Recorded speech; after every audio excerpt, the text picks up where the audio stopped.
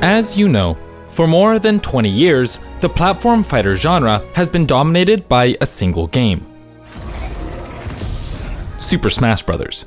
The Nintendo IP, the love and care that has gone into each iteration of the franchise, and the fact that Smash literally pioneered the genre has made it difficult for any other platform fighters to compete with the perennial giant. Despite countless games made by AAA and indie developers alike, Smash has explored so many mechanics and character archetypes that it's truly difficult for anyone to break new ground. Many have tried, but most just end up feeling like a Super Smash Bros. Clone. However, Multiverses is the exception to the rule. Eat this! Oh, gotcha! Look at this hippie! Clown time is over!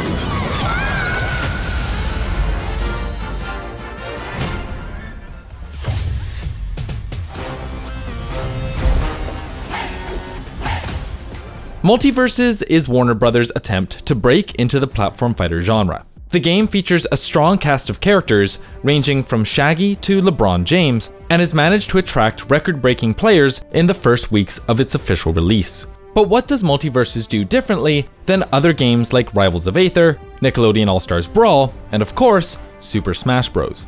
If you've been following the game's development over the past few months, you'll know that Multiverses is built around 2v2 team battles rather than single combat. For this reason alone, Multiverses stands out from the pack. In the design of characters with various classes, to perks that change the way that characters operate, the game is at its most unique when there are 4 characters on the screen. So let's talk about some of the ways that Multiverses incentivizes playing as teams. First and foremost is the design of the characters. While in a game like Smash, every character needs to be able to fight and kill without the help of a teammate, Multiverses has some room for different classes that aren't centered around pure combat.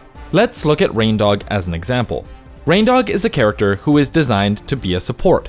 Their offensive moves are slow and laggy, they don't have great kill options, and they're generally outmaneuvered by most of the cast. However, in a 2v2, Raindog is an immense asset when given some breathing room. Their fireball is a great projectile which leaves a firewall on the ground, controlling space and limiting their opponent's options, while also buffing allied projectiles that pass through it.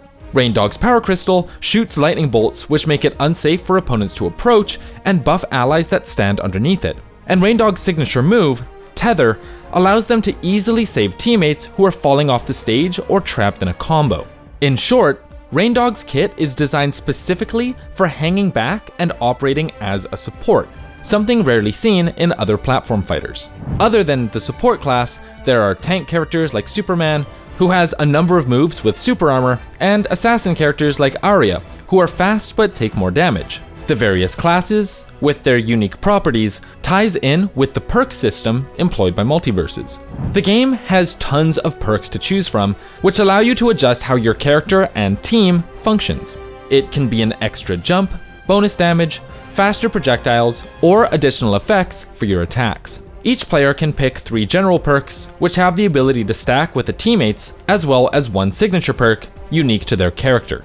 The added variability allows for players to experiment and explore underutilized team compositions, and lets people tailor their characters to their own playstyles. Finally, let's take a look at some of the unique character designs that have been put into Multiverses. Tom and Jerry are an example of a character who is utterly unique in the world of platform fighters. Duo characters have been experimented with in the past. Ice Climbers and Afi and Galu come to mind, but Tom and Jerry are a totally new breed.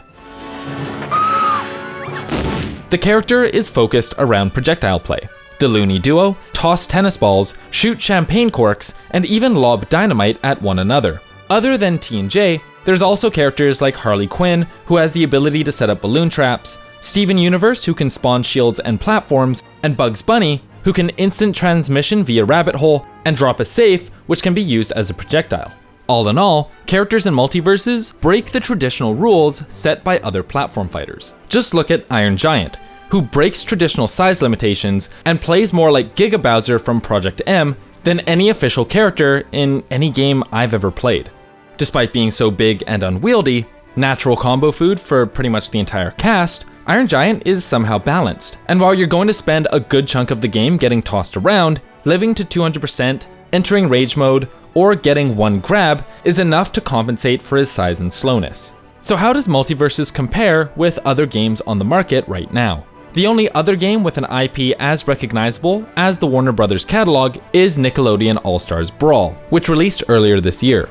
Releasing with characters like SpongeBob, CatDog, and Nigel Thornberry, and featuring beloved mechanics like wave dashing, it's a wonder that NASB isn't still up there competing for Smash's share of the platform fighter pie. But only a month or two after its initial release, the game was considered more or less dead. Not for its lack of depth, online play, or competitive potential, it just seemed like the game was missing something. The first major criticism was the lack of voice lines. This led to combat that felt strangely empty.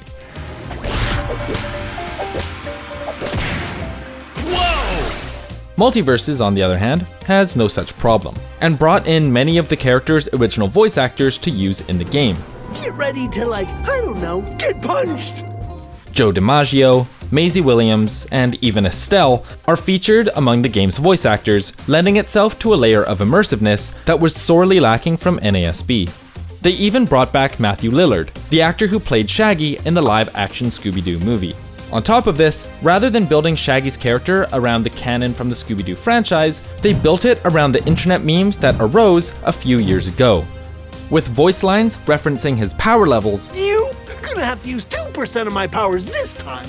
And a moveset that wouldn't make much sense if all you watched was the old Hanna-Barbera Scooby-Doo. For this reason, player-first games seem to have an excellent grasp on what kind of game they're making, one that doesn't take itself too seriously, but that is still fun and competitive. Many of the characters, Bugs Bunny being my personal favorite, crack cheesy jokes about other characters and liven up the gameplay in ways that other games didn't. Ouch! Anyone get the number on that tornado? But the big ticket item for Multiversus' success is the fact that it's free to play. NASB cost $50 on release, and unless you're a hardcore fan of the genre or IP, that just felt like too much money to spend on a Smash clone. But free to play? Now you're talking. All of my friends, whose main games range from Lost Ark to Valorant to Hearthstone, downloaded Multiversus to give it a try. And being able to play on a team together is a dynamic I'd never really experienced in a platform fighter, where usually you can't play with a friend, only against them.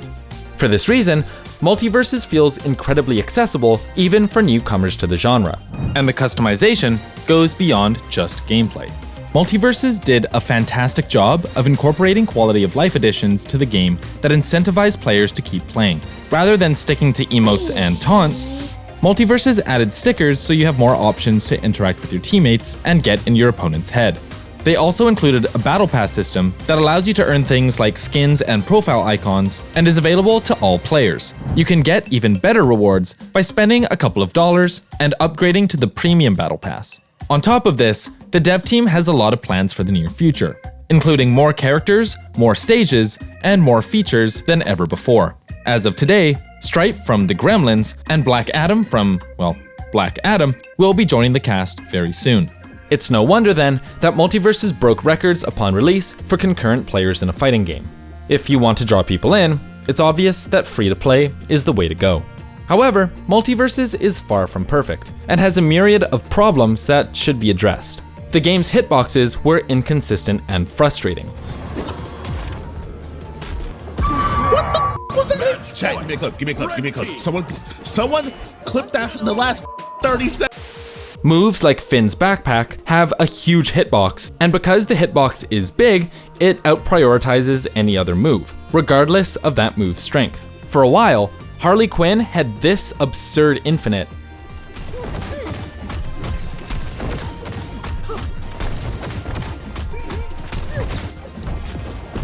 Iron Giant had the ability to kill off of one grab, and Morty, on release, had this. Oh my god, I hit it! But thankfully, Player First Games has been very communicative of such issues, and so far, they've been quick to act, patching out broken infinites and doing their best to keep the game balanced. Still, it's a far cry from the polish of games like Smash Ultimate. Other than mechanics, however, a problem that needs to be addressed is the game's servers. Choppy gameplay and lag spikes lead to moves missing and your character just falling off the stage and dying for no reason. And before you start throwing salt shakers in the comments, this is something that pretty much everyone is talking about, so put those pitchforks away. Yes, the rollback netcode is amazing, but the servers, and players connecting to those servers via Wi-Fi rather than Ethernet, make it difficult to establish a stable connection. Still, when the game is playable, it's incredibly fun, so it's no surprise that the game has a thriving offline LAN scene. If we know one thing about Warner Bros., it's that they're very willing to support their fighting games. Mortal Kombat and Injustice have had record-breaking prize pools at tournaments like EVO, attracting tons of competitors and viewers alike. When it comes to supporting prize pools in this way, very few fighting game developers actually have the means or willingness to drop cold hard cash. But Warner Bros. Actually did it. They put up $100,000 for Multiverses doubles at EVO this year. And even though there was some controversy like players not being allowed to play friendlies, the tournament was a great success, peaking at more than 60,000 concurrent viewers. Of the 256 teams that entered, among which included the likes of MKLeo, Sonic Fox, Honeybee, and Chris G, first place was taken by Void and Nakat, whose Wonder Woman Tom and Jerry combo looked all but unstoppable. In every way, upper fighting, and that's gonna be it! Void and Nakat are your EVO 2022 Multiverses champions! However, despite the focus on 2v2 competition, it seems like the community might not be quite ready for a teams-based game yet. It seems like the community is still holding on to the 1v1 roots, with some tournaments having way more singles entrants than doubles by a long shot. But the game is still young, and hopefully as the meta develops, we'll start seeing entrants in both 1v1 and 2v2. As long as tournaments are being hosted, like Hungrybox's multi-box event, He's off the stage. 1, 2. Watching a game 5. and Twitch Rivals, which just started up a $75,000 circuit, it'll be difficult to call this game dead. As long as money is flowing, Multiverses will be able to retain a competitive following. All in all, Multiverses is a very fun game. Warner Bros. Has a library stock full of some of the greatest stories in Western media. Apart from Warner Bros.' own intellectual properties, they also have access to Adult Swim, Cartoon Network, DC Comics, Hanna-Barbera, and even New Line Cinema. As Player First continues to refine the gameplay and add new characters, and as long as Warner Bros. Makes a concerted effort to support the competitive scene, it's likely that Multiverses could stick around for a long time to come. This video is made possible thanks to our wonderful patrons. Massive thank you to everyone on this list, and shout out to Jason B, Brendan, QB, Foxy, Mauve, Pachana, Sierra, Shampoo, Spartacus, and Yashichi for being platinum supporters, as well as an extra special shout out to Steven and Marco for being diamond supporters. We hope you guys enjoyed this video. If you want to talk to us, check out our Discord. If you want to support our channel and get info on unreleased videos, check out our Patreon. If you want to help us out in a different way, leaving a like, subscribing, and hitting the bell to stay up to date is also appreciated. My name is Jonah. Thanks for watching.